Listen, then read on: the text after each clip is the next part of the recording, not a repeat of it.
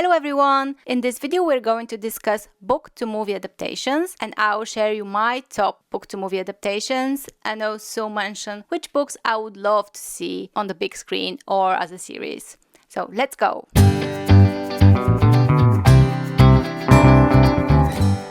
The criteria for this list is that I have, of course, read the book and saw the movie, because there is a lot of great movies based on books, but if I have not read the book, then they don't count, okay? And actually, if I see the movie, the chance for me to read the book are slim. It's not like I don't want to read the book, but there are so many books that it's hard to keep up with everything. So if I've seen the movie, I probably won't read the book, but there are exceptions. If the movie is great, of course I'm gonna read the book. But in the case of this list, it's mostly I've already read the book and then they adapted it and I saw it and I loved it. Anyway, we're gonna go case by case and I'll give you more details why I think those adaptations are good. But before we start the list, I want to have a memorable mention for One Piece. I think One Piece was such a fun adaptation. Like, I have not seen the anime or read the manga or anything, but I know anime. I know how difficult it is to adapt anime to live action and how much of the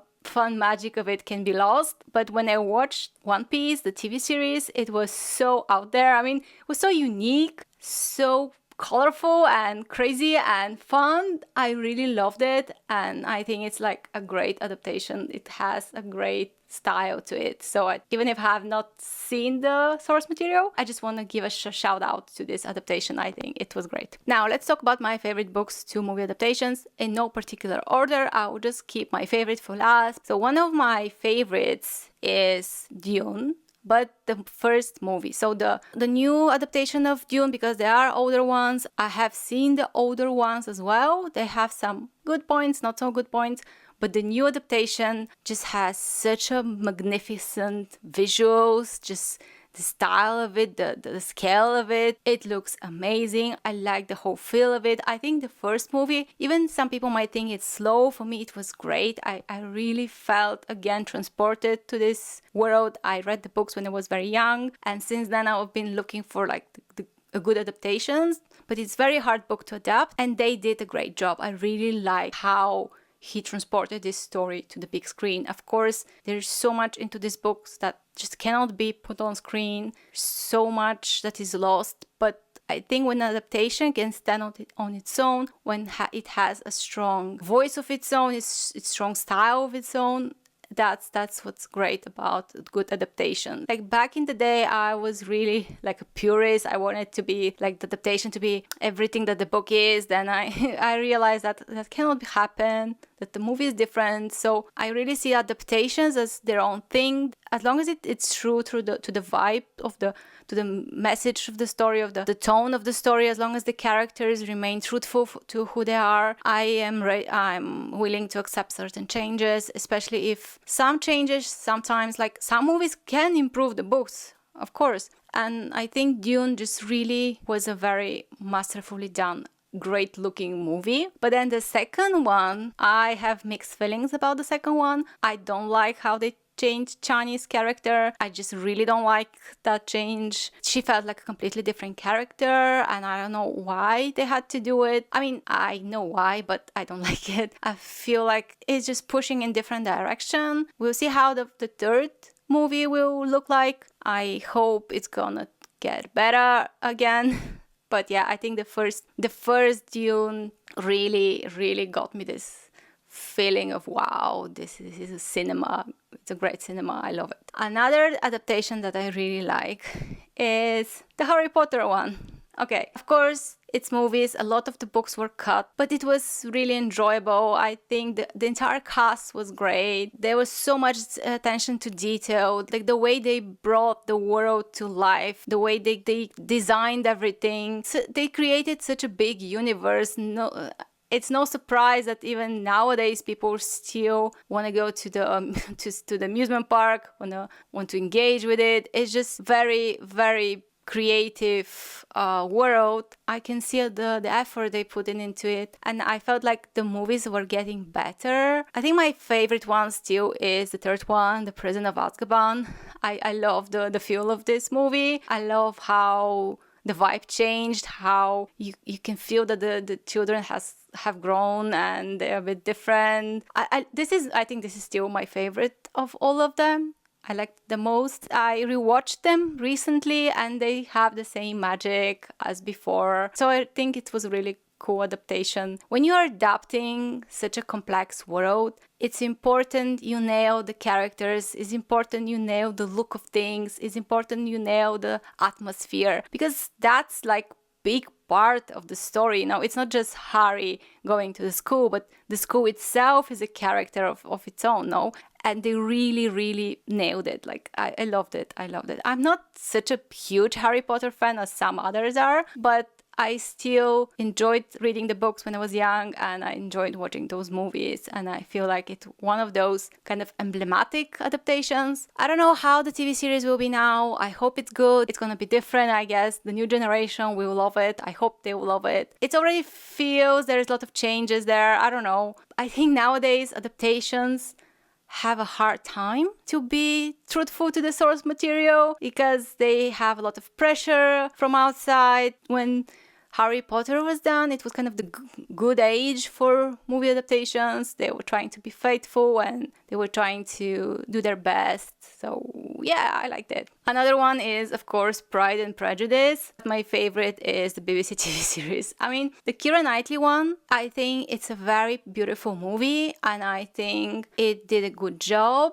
but it felt more creative in a way. Like, they took more liberties, especially like the scene when Mr. Darcy is proposing. It's very different in that movie. It's still very much of an iconic scene. Everybody loves it. But if we consider it as adaptation of the book, I think the BBC TV series is just a better adaptation. It had more time to build up the characters. It was just longer format. Of course, even the BBC adaptation took some liberties because Mr. Darcy was not swimming in the lake in the book, but those iconic scenes are iconic for a reason. I mean, you have to put something of your own in those adaptations, right?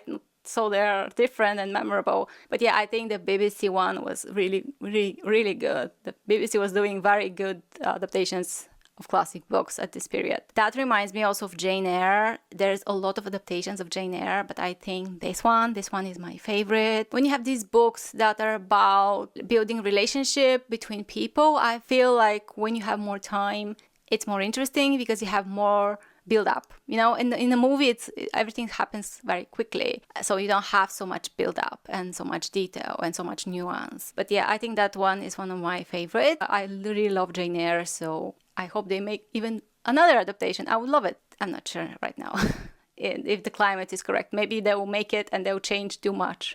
Right now, maybe I'll make another video where we can discuss why now adaptations take so much liberties and what makes creators choose differently than before. That's interesting, a topic for another time. I think another cool adaptation was The Hunger Games. So I saw the first movie and then I went to read the books. And I think The Hunger Games, again, the movies really expanded on the idea of the books and they really nailed the casting and the aesthetic of the world. Because when we talk about adaptations, there is like, the story is important, but the aesthetic and the characters and all these elements are important. And I feel like when you adapt sci-fi and fantasy, it's harder to nail what people imagine. It's harder to hit the right balance. Especially with fantasy, you can go overboard and make some ridiculous costumes. But if you nail the feel of it, if you nail the atmosphere, you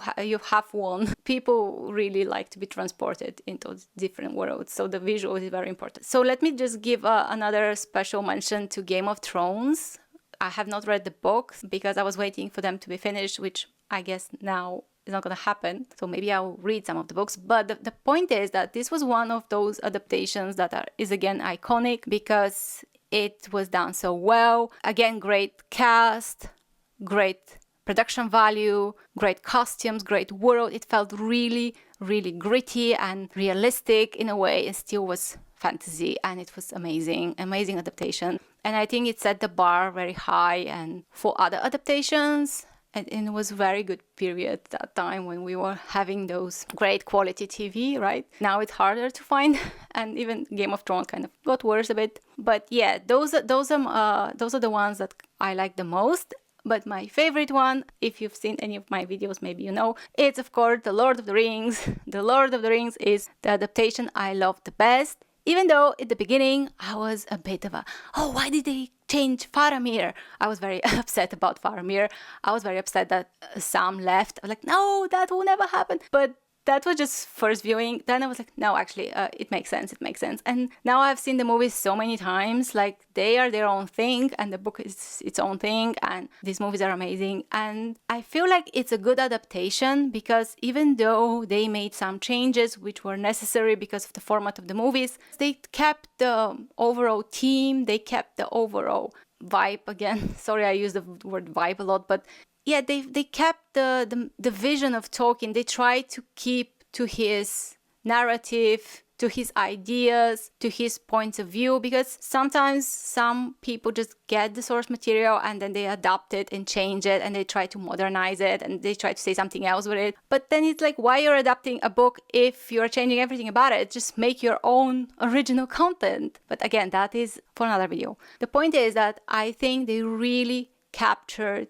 the feel, the magic of the Lord of the Rings. This bittersweet, beautiful vibe. I don't know how to explain it, but it's really beautiful movie, and because it's so well done and so much and with so many practical effects, it's still good. You can watch it today and it's still good. It has good pacing, has good character work. I'm so grateful for it.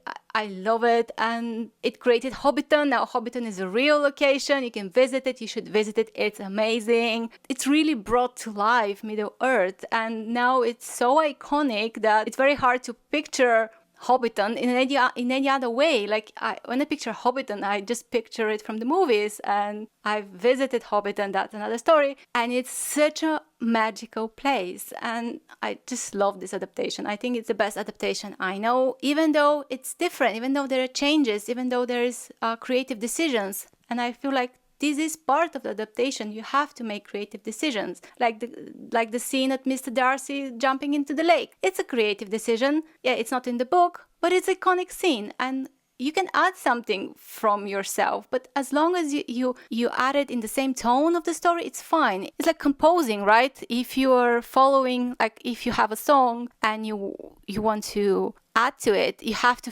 follow the melody, you have to follow the rhythm, you have to follow the mood of the song, not just insert like, I don't know, something disharmonious and out of place, as some people do, or chop it and change it completely until it's again something else. You can add to it, you can interpret it, you can play it a different way, but it has to be the same story and it has to give you this feeling. So I think Lord of the Rings did that very well. I want to now mention two other adaptations that took a lot of creative freedom, but I think got good results. I love the Three Musketeers, okay, since I was a kid, and I've seen a lot of adaptations about them. Each has its own positives and negatives. None of them is very faithful as far as I have seen. But there is this one adaptation, which is again BBC series. Like, I guess I have a thing for BBC series, which is very different, but I enjoyed it a lot. It is this one. I think the cast was very cool, and I like all their adventures, and it gave me this uplifting feeling of something adventurous and fun and cool, even though it was kind of different, like the stories were different.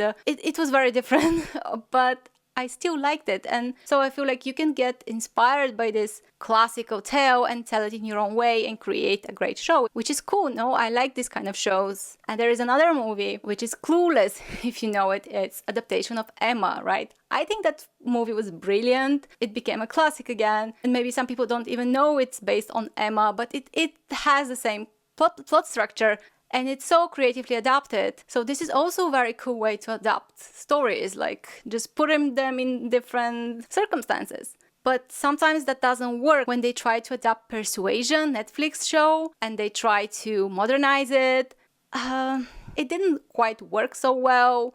It didn't land so well. Even though I like Dakota Fanning's performance, she was a different character, and I feel like people didn't couldn't accept that. So it's very tricky when you try to experiment and adapt. It's very tricky. Sometimes we are very critical and negative, but people should try stuff, and sometimes they fail, but sometimes they nailed it. So yeah, let's not be so mean to the failures. I mean, it happens. Now, I really want them to adapt Count de Monte Cristo, but in a TV series. Recently there was another movie, but this book is so long, there's so much happening. I wish they make like high quality TV series. I really wish, because it could be so good, like so vibrant and adventurous and just cool. Now, we'll see. There's so many books right now, so many books, and instead of them adapting them, they're just making reboots of old stuff or sequels or prequels. Or I've heard so many projects are in production, but nothing happens. Like, I want to see Mistborn or Stormlight Archive, but they're always like in this first stage of negotiations.